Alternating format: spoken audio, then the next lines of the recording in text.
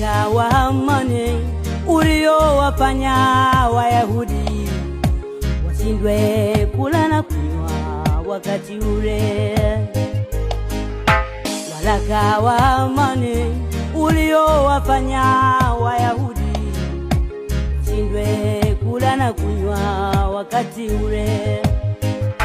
Waraka ulioandikwa Wayahudi wauawe, waraka uliotangazwa Mordekai anyongwe, waraka ulioandikwa Wayahudi wauawe, waraka uliotangazwa Mordekai anyongwe. Esta akiwa kwenye nyumba ya kifarume, Esta akiwa ni Marikia, kipa Mordekai alirarua mavazi yake